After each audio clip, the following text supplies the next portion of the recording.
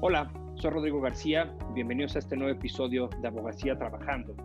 El día de hoy estaremos conversando con el doctor Ernesto Herrera Tobar, magistrado del tema familiar, con quien estaremos hablando sobre las repercusiones y acciones legales de la alienación parental. Acompáñenos.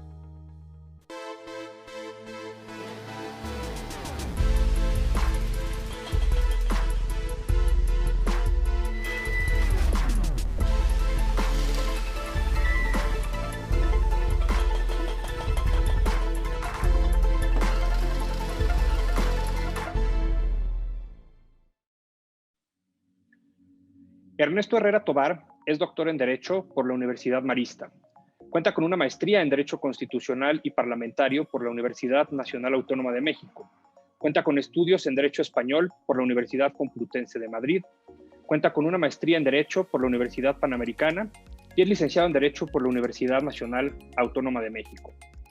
Es académico de la Sociedad Mexicana de Geografía y Estadística a través de la Academia de Protección Civil. Es catedrático de la Facultad de Derecho de la Universidad de La Salle, impartiendo las cátedras de Derecho Electoral y Derecho Parlamentario. Dentro de su función actual, es magistrado integrante de la Segunda Sala Familiar del Tribunal Superior de Justicia de la Ciudad de México y ha sido tanto diputado federal como diputado local. Ernesto, bienvenido, muchas gracias por estar con nosotros. Es de verdad un honor tenerte. Hombre, muchas gracias, mi querido Rodrigo. El honor es para mí estar aquí con ustedes. Yo soy barrista, entonces es un alto honor para mí estar en un programa charlando con ustedes y sobre todo para el auditorio al que va dirigido, ¿no? El honrado soy yo. Muchísimas gracias nuevamente, Ernesto. Y sin más, un tema, la verdad es que muy interesante, del cual creo que vamos a, por supuesto, a aprender todos y a escuchar de una voz más que autorizada como es la tuya. Te preguntaría entonces, Ernesto, para entrar ya en materia, ¿qué es la alienación parental? Mira, un tema muy importante hoy día, ¿no? Después de que el tema y el concepto de familia tan amplio que es y el número elevado de disoluciones de vínculos matrimoniales o terminaciones de concubinato que generan, por supuesto, mucha problemática entre el núcleo familiar. Este tema es de vital importancia, mi querido Rodrigo, y la verdad es que me encanta impartirlo para tratar de hacer conciencia tanto en los padres, en los profesionistas sobre este gran problema.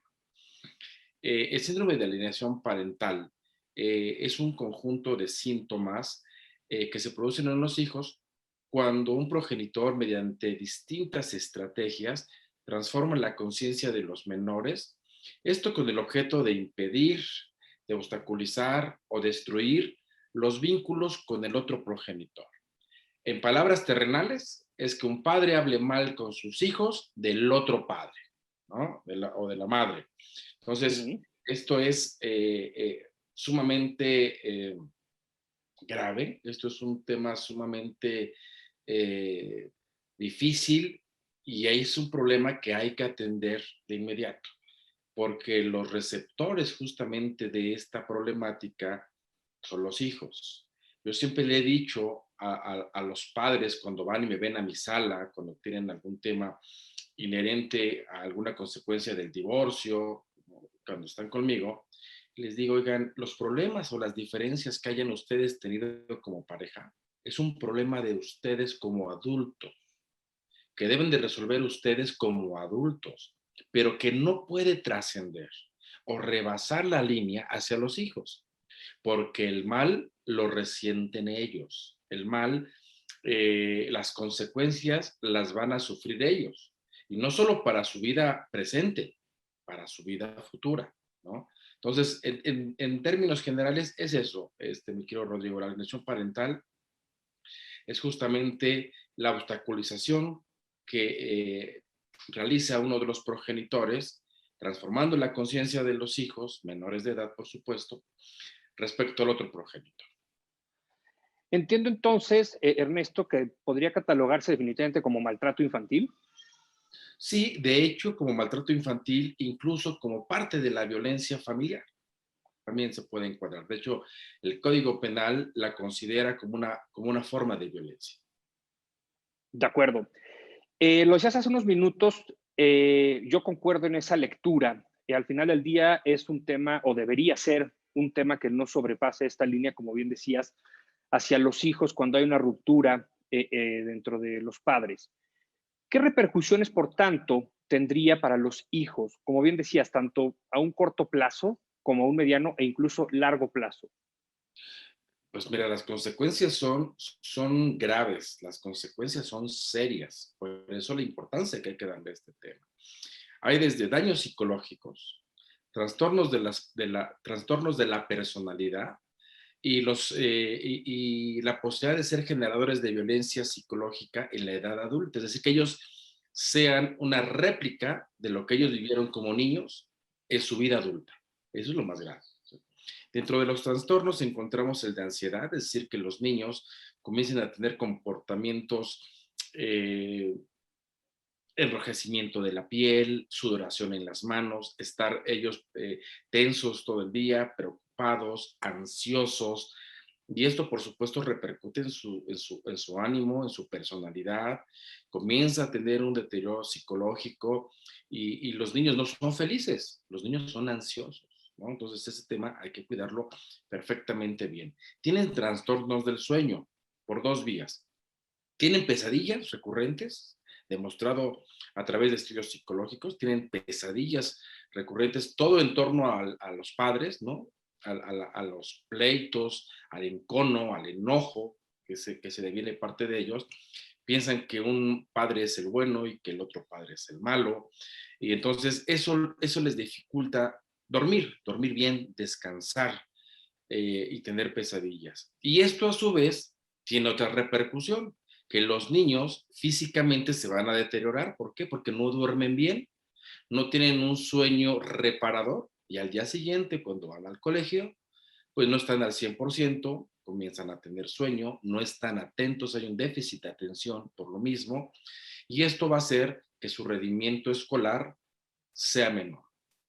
Y por último, un trastorno alimenticio. Los niños, las niñas que son receptores de esta alienación parental, suelen o comer compulsivamente, es decir, comer y comer y comer, y sobre todo cosas no sanas, comida chatarra, tienen la necesidad de estar comiendo, de tener siempre en su boca comida, y esto va a provocar obesidad. Y esto, pues, es también un mal degenerativo que puede provocar diabetes infantil, que hoy día tenemos un alto índice, sobre todo en este país, en México, de diabetes infantil, ¿no? Entonces, no solamente este trastorno alimenticio, ¿no? De niño tener ansiedad por comer, pues va a generar sobrepeso, sino sobrepeso le va a generar una enfermedad, puede ser crónico-degenerativa, y en un niño Claro. imagínense, ¿no? Si cuando empieza una persona a padecer diabetes después de los 40 años ya es un tema difícil de manejar, pues imagínense un niño, ¿no?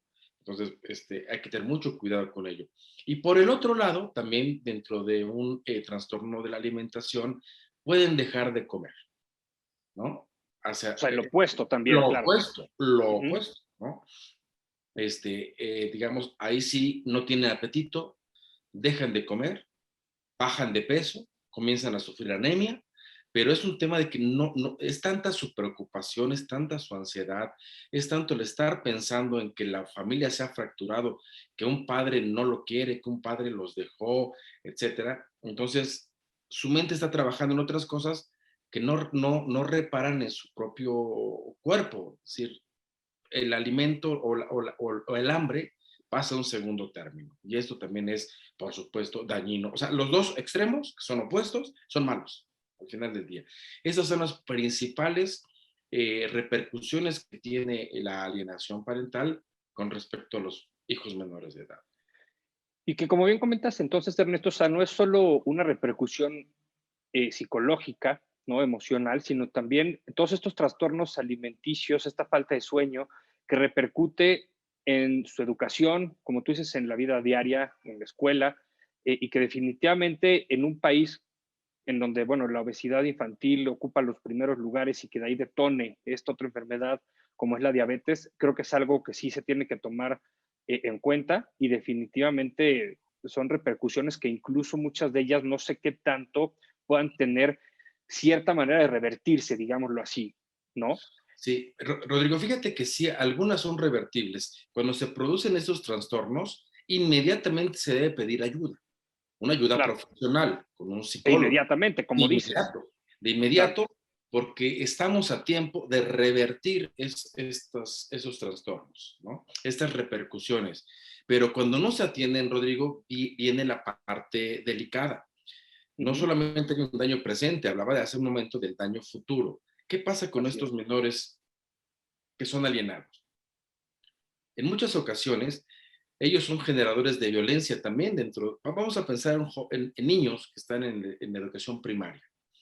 Y el niño que es alienado, a veces su válvula de escape es generar violencia con otros niños, es decir, ser generador de bullying, ¿no? Y Ujú. entonces comienza ya no dedicarse al estudio al 100%, sino tratar de buscar un escape, y su escape es molestar a los compañeros, golpearlos, agredirlos, ofenderlos, y entonces el niño se vuelve un niño problema, como los conocemos en las escuelas, ¿no? Un niño que comienza a generar problemática hacia sus compañeros y en ocasiones hasta sus maestros, ¿no?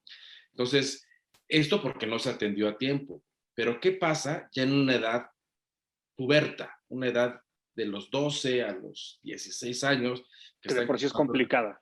se complica más? Y ahí te Ujú. va no solo el tema de la violencia que puedan generar. Buscan fugarse a través del cigarro, a través del alcohol o a través de las drogas. Buscan fugarse de esa realidad, de esos problemas familiares que ellos cargan de años atrás, a través de vicios, a través del alcohol, a través... Mira, el cigarro no es malo, pero es lo menos malo. Pero ya cuando se fugan en temas de drogadicción, comienzan a rodearse de malas compañías, pues el asunto en el mejor de los casos puede ser que el joven pueda terminar en un centro de readaptación de menores, pero en el peor de los casos, y esa cifra sí es alarmante, muchos de los niños que sufren estos trastornos o que han sido receptores de alienación parental, suelen suicidarse. Llegan a llenar el vaso, ¿no? Que se derrama, y el momento en que se derrama ellos ya no quieren saber nada de la vida, piensan que han fracasado como hijos, que sus padres les fallaron, que no le ven sentido a la vida, ya probaron las drogas, ya son generadores de violencia y se suicidan. O sea, imagínate qué grave es esto. Y que esto es iniciado por los padres, Rodrigo, por los padres, al Sí, no totalmente. pensar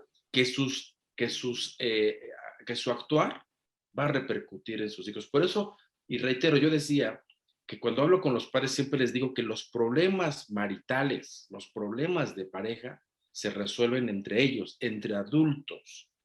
No deben de tomar como rehenes a los hijos. El pan para mí de cada día es resolver situaciones y controversias del orden familiar. Y Ujú. entonces me doy cuenta perfectamente, ¿no? De cómo la pareja toma de rehenes a los hijos, y digamos, la manera de uno de los excónyuges o de la pareja, la forma de tomar venganza respecto a su pareja. Vamos a pensar en un tema de infidelidad en el que la pareja cometió un acto de infidelidad. Esto produce la disolución del vínculo matrimonial, que ya no es causal, pero bueno, produce en el ánimo emocional que ya no se confía en la pareja y deciden terminar su relación. Bueno, pues aquí hay una pareja ofendida.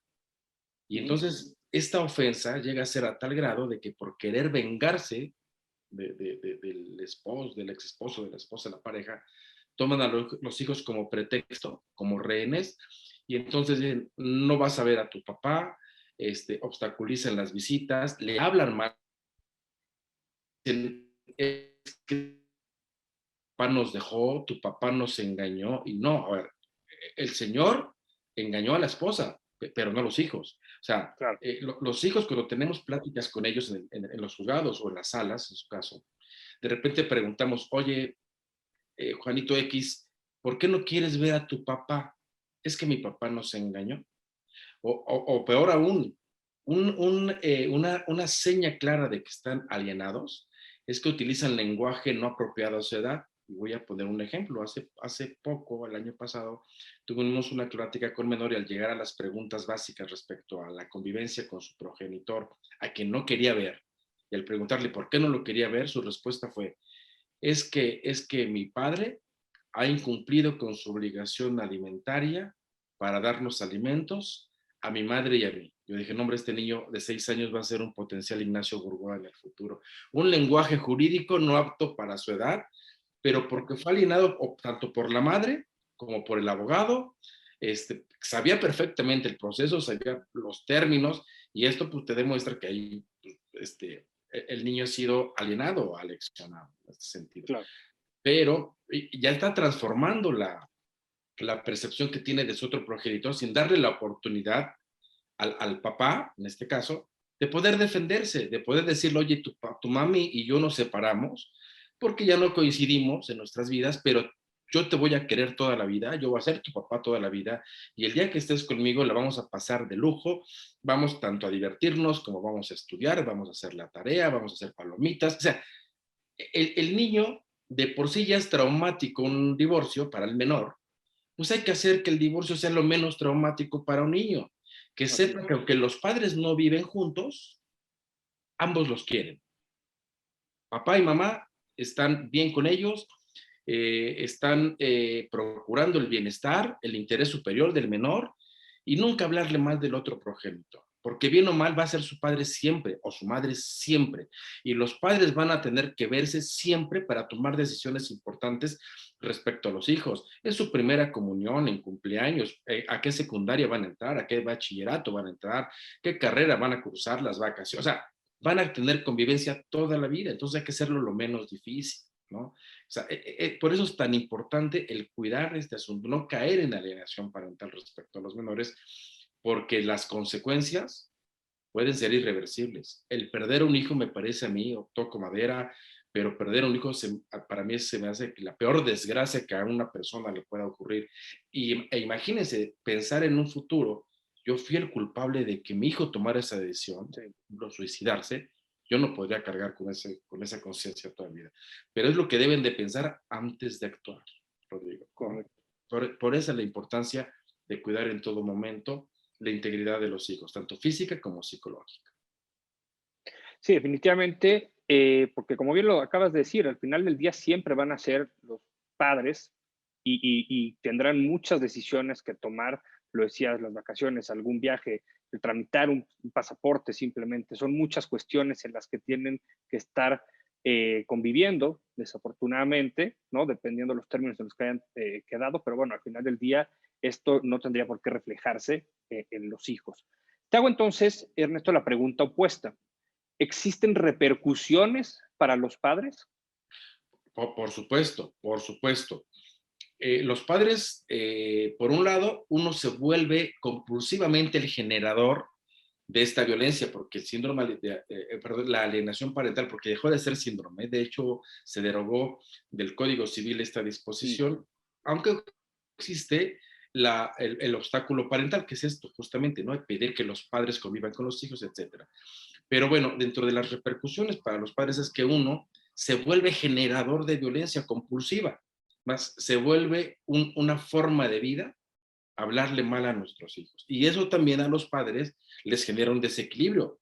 Ya no están pensando en el bienestar de los hijos, están pensando en cómo dañar a su expareja, y entonces compulsivamente e inconscientemente están ellos haciéndose un daño interno. Ellos también necesitan terapia profesional de inmediato para cortar justamente esta línea de agresión y de violencia, tanto con sus hijos, porque la están generando con sus hijos, como con su expareja. Entonces, es una de las repercusiones. Y la otra, como receptor de esa violencia, pues justamente también tiene un daño. Si a mí no me permiten ver a mis hijos, si no me permiten convivir con ellos, si no me permiten hacer una llamada telefónica, si le ocultan a mis hijos los regalos que les mando en cumpleaños, si interceptan los correos electrónicos, la mamá por tener las cuentas de correo de los hijos, es decir, todo ese tipo de situaciones uno también lo resiente, se entristece,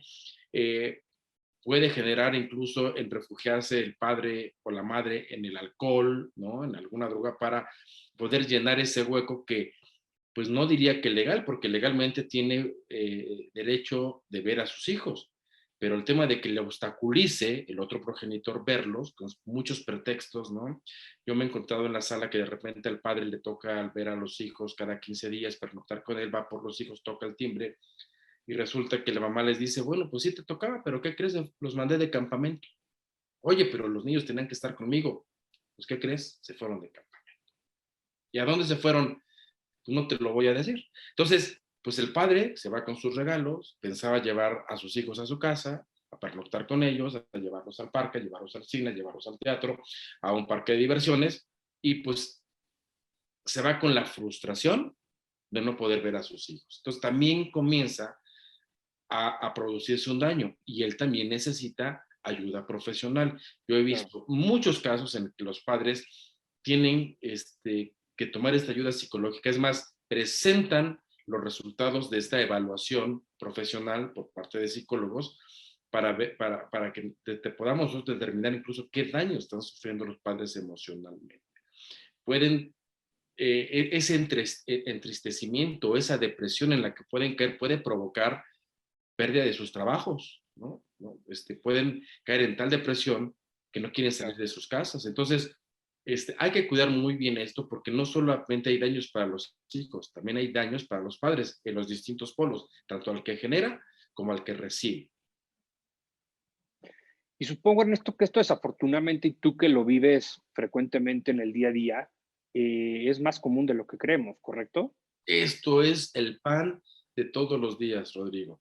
Yo a mis alumnos de la Facultad de Derecho de la UNAM, yo imparto también clase de Derecho Familiar y amparo en materia familiar en el posgrado, pero a mis alumnos del Derecho Familiar del sexto semestre, cuando les hablo de las repercusiones que se viven en un divorcio, cuando tocamos el tema en la clase del divorcio, yo les decía, Rodrigo, que, y tú también eres muy joven, yo tengo 49 años, tú me parece que eres más joven que yo, pero hace 40 años, cuando yo tendría 11, 10, 9 años, hablar de un divorcio por allá de los años 70, ¿no? Era, híjole, era un choque, ¿no? Entre la familia, o sea, un divorcio, el tío Eduardo se va a divorciar, no es posible. Y los niños, ¿cómo vas a estar? Entonces era como el patito feo de la familia, ¿no? Algo como raro, o sea, no era muy común los divorcios, sobre todo pues, por las familias tradicionalistas, ¿no? Era otra mentalidad la que se tenía. Hablar de divorcios era raro. Yo puedo decir, mi madre tuvo 10 hermanos y de los 10 hermanos se divorció solo uno. Y ese uno era como mal visto, era como el malo, como ¿cómo vas a dejar a los niños? ¿Y qué van a hacer ahora sin su padre? Bueno, Rodrigo, hoy la realidad es que el divorcio es el pan de todos los días. Hay una cifra y una estadística del registro civil muy alarmante, que de cada 10 matrimonios, antes de los 5 años, 6 terminan en divorcio. O sea, imagínate la estadística, ¿no? Más del 50%. Y esto, deja tú el divorcio, deja tú la disolución del vínculo matrimonial, eso es lo más sencillo con el divorcio incausado. El tema son las consecuencias inherentes al divorcio, como es la guarda y custodia, como son las visitas y convivencias, e inclusive a veces hasta la pérdida de la patria potestad, en algunos casos. Pero esto es el pan de todos los días. Yo resuelvo muchas apelaciones todos los días respecto a este difícil tema, ¿no? Y muchas veces generado por alienación parental, que aunque no está en el Código Civil, reitero, sí existe el obstáculo parental. Y en el Código Penal sí se establece como parte en el capítulo de violencia familiar. Justo iba a ese tema entonces, Ernesto. Tenemos ya pocos minutos antes de que desafortunadamente el programa se termine. Sabiendo que sí está tipificado en el Código Penal dentro del capítulo de violencia familiar, ¿qué acciones legales entonces yo te preguntaría se pueden tomar respecto a la alienación parental? Se pueden tomar desde dos puntos de vista. En materia familiar, se puede, a través de una controversia del orden familiar, evaluar el cese de la violencia familiar, por supuesto, ¿no? El cambio de guardia y custodia, si fuese el caso, y la suspensión del régimen de convivencia. Si los niños tienen un obstáculo parental, se puede tomar decisiones inmediatas en temas para cesar la violencia familiar, el cambio de guardia y custodia, obviamente como un una sanción al padre alienador, ¿no? Y que los tenga el otro padre, el otro progenitor, e incluso la suspensión del régimen de convivencias. En tema de oralidad, en procedimientos orales se puede incluso se puede perder la patria potestad a través de un procedimiento familiar oral. Y en materia penal, dentro de la violencia familiar se puede presentar la denuncia y abrir la carpeta de investigación para poder sancionar al padre alienador hasta con la privación de la libertad en caso de que este comportamiento sea reiterado y comprobable. Pues creo que sí hay bastantes vías definitivamente para toda esta parte de la alienación. ¿Podría incluso uno llegar a instancias mayores, Ernesto? Por ejemplo, bueno, la Suprema Corte, la Corte Interamericana de Derechos Humanos respecto a este tema.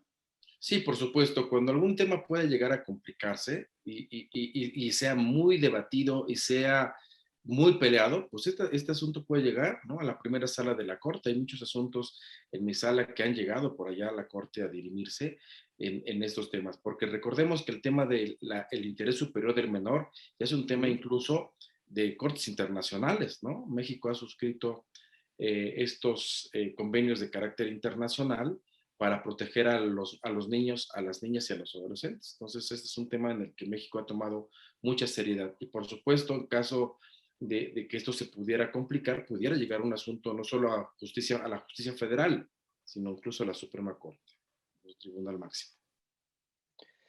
Perfecto, Ernesto. Quizá como una última reflexión o comentarios, definitivamente pues la decisión de un divorcio es de pareja, pero ¿qué recomendación podrías dar tú justamente para que si esto sucede, traten sí de separar de forma correcta, el no inmiscuir esta parte con los hijos? Yo creo que la reflexión que deben tener los padres es la siguiente. Ya tuvimos una diferencia irreconciliable, está bien. La asumimos como adultos. Esto lo debemos arreglar entre la pareja, en nuestra intimidad de pareja, tomar las decisiones maduras, profesionales que debamos tomar y no inmiscuir a los hijos en esto. Hablarles bien a nuestros hijos de nuestra pareja, del uno y del otro, y hacer que el divorcio sea un tema lo menos traumático para los hijos. El diálogo entre los padres me parece que es la solución. Yo no soy quien para decir si una pareja puede perdonar a la otra sus errores. No soy. Eso es un tema personal. Pero lo que creo que sí pueden hacer es tomar decisiones en pro y en beneficio de los hijos, para que su desarrollo físico y emocional no se vean afectados. Sí, totalmente de acuerdo. Ernesto, la verdad es que el tema es súper interesante. Algo que, bueno, por varias vías se puede atacar, como ya lo has comentado. El tiempo, desafortunadamente, se nos terminó.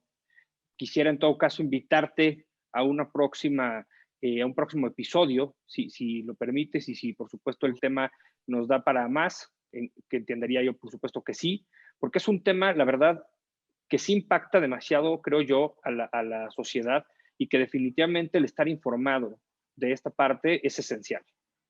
Me parece excelente. Y yo encantado, Rodrigo, de estar con ustedes y tocar estos temas tan sensibles, porque este asunto nos da para 2 horas o más, mi querido Rodrigo, ¿eh? Pero Concuerdo. creo que lo platicamos muy detalladamente, pero dimos una pincelada, pero creo que quedó claro, ¿no? Las repercusiones que la alienación parental pueden darse entre los padres y los menores. Así es. Pues no me queda más que volverte a agradecer, Ernesto, por habernos acompañado y gracias también a ustedes por seguir el programa. Muchas gracias, Rodrigo. Sus órdenes.